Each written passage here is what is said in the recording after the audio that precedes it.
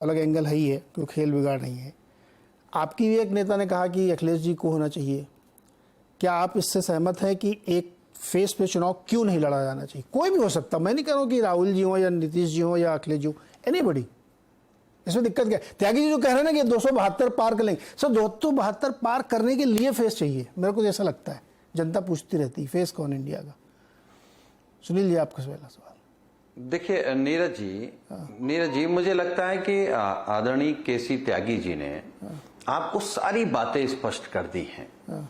ये हमारी भावना हो सकती है, कांग्रेस के नेता की भावना किसी के लिए हो सकती है, नीतीश जी की पार्टी के नेता के लिए उनकी भावना हो सकती है, लेकिन जो इंडिया परिवार है उसका पहला मकसद ये नहीं कि प्रधानमंत्री कौन बनेगा।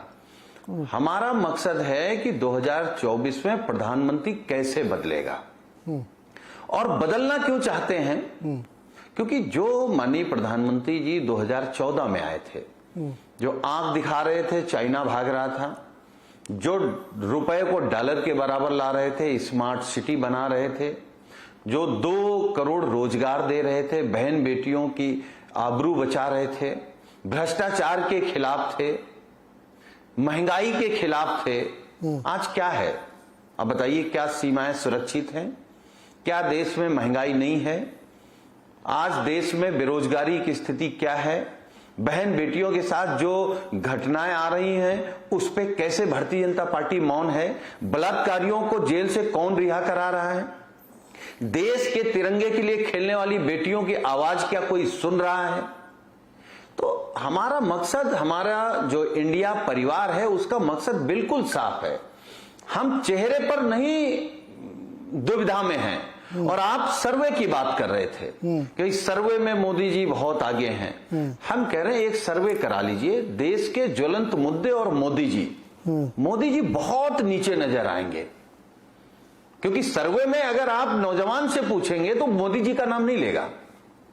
सर्वे में अगर आप किसान से पूछेंगे तो मोदी जी का नाम नहीं लेगा। सुनील जी, तो इसलिए 25,000 लोगों के बीच में सर्वे करा करके एक वो माहौल बनाना कि नहीं वो तो मोदी जी ही आ रहे हैं, मैं आपको बहुत भरोसे के साथ कह सकता हूं। अगर समाजवादी पार्टी ने रणनीति बना ली है कि हम उत्तर प्रदेश में भारतीय जनता पार्टी का विजय रथ रोकेंगे, इसी तरीके से बिहार में, बंगाल में, दिल्ली में, पंजाब में, महाराष्ट्र में। सुनील जी जी जो ये सर्वे है ना, 1, 2 नहीं 3 है। अब हमने नहीं करा है, ये हमारे ऑर्गेनाइजेशन ने नहीं करा है, दूसरे ऑर्गेनाइजेशन ने कराए हैं, लेकिन पिंच ऑफ सॉल्ट वहीं से मिलता है, थोड़ा थोड़ा माहौल। आपने कहा कि मुद्दों पर पूछो, बेरोजगारी पे पूछा गया, महंगाई पे पूछा गया, विकास पे पूछा गया, भ्रष्टाचार पे पूछा गया, किसान की समस्याओं पे पूछा गया। सबसे बड़ी समस्या पता आपको क्या? 24% निकल के आई थी, महंगाई और बेरोजगारी। किसान वाली समस्या को लोग 5% तवज्जो दे रहे थे, भ्रष्टाचार को भी बहुत नीचे ले गए। इसके बावजूद जब उनसे पूछा गया कि क्या फिर भी आप मोदी को वोट देंगे, तो उन्होंने कहा हाँ इन्हीं को देंगे, क्योंकि सोल्यूशन भी इन्हीं के पास है। इसलिए मैं आपसे सवाल बार बार पूछ रहा हूं, इसलिए आप उस सर्वे को ध्यान से पूरा पढ़िए ना सर। अच्छा, आप ऊपर वाला खाली पढ़ के आ गए और 54% लोग कहते हैं उन्हीं के नाम पे वोट देंगे। हाँ, दरअसल ऐसा है, ये अभी आप देखिएगा, अब इंडिया परिवार की तीसरी बैठक होने जा रही है। अभी आपने कहा कि गैस के दाम घटे हैं, अभी डीजल पेट्रोल के दाम घटेंगे, अभी किसान निधि सम्मान का पैसा बढ़ेगा, अभी नौकरियां निकलना शुरू होंगी। तो ये जो चुनाव से पहले नौटंकी होती है वो सब होगी।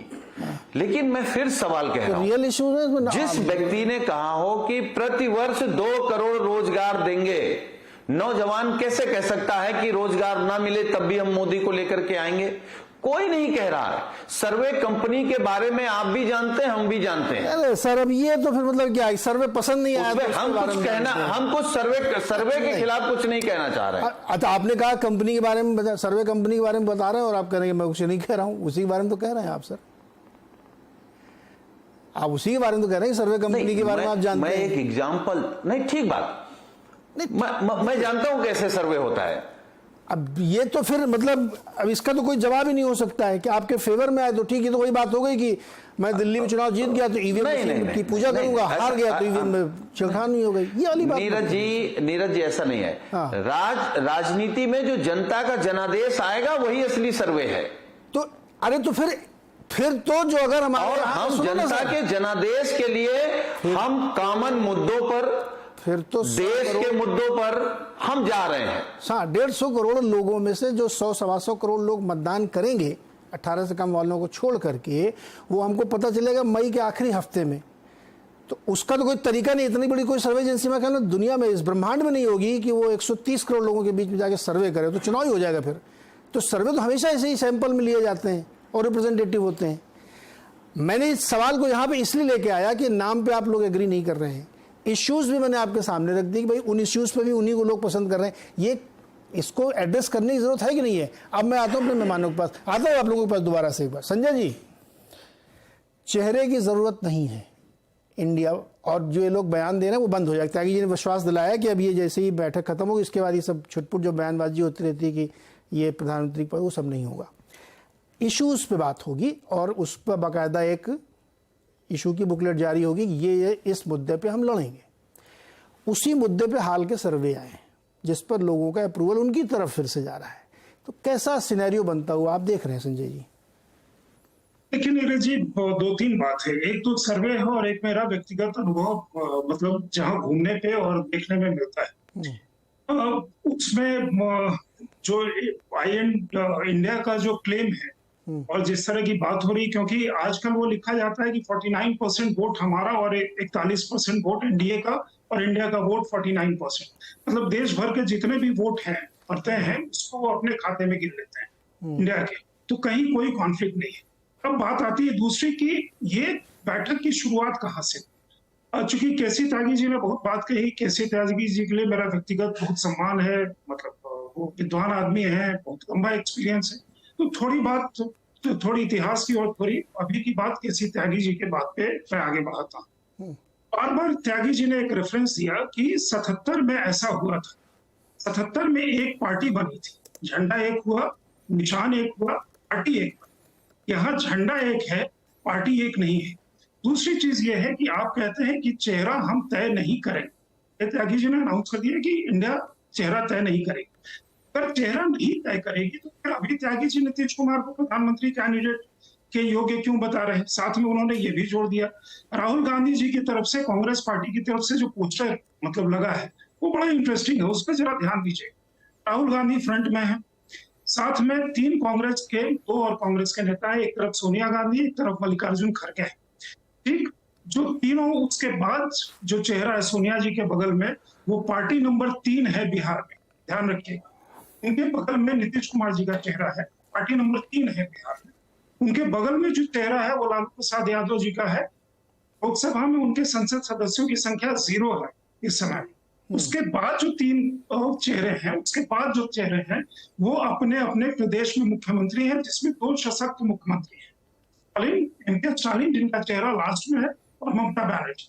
इसमें अगर देखिएगा दूसरी तरफ आइए, उनके पीछे शरद पवार जी हैं, जिनकी पार्टी अभी अपने आप ही पार्टी है कि नहीं है, वो उसमें कौन सा दल है। कभी वो कहते हैं कि वो उनके भतीजे अजीत पवार जी साथ में हैं, कभी कहते हैं अलग है। उसके बाद उद्धव ठाकरे जी हैं जो अपनी पार्टी नहीं बचा पाए। ये दोनों लोग, शरद पवार और उद्धव ठाकरे, मतलब इंडिया को क्या बचाएंगे और इंडिया क्या जोड़ेंगे, अपनी पार्टी को नहीं जोड़ पा रहे। उसके बाद है अखिलेश यादव जी।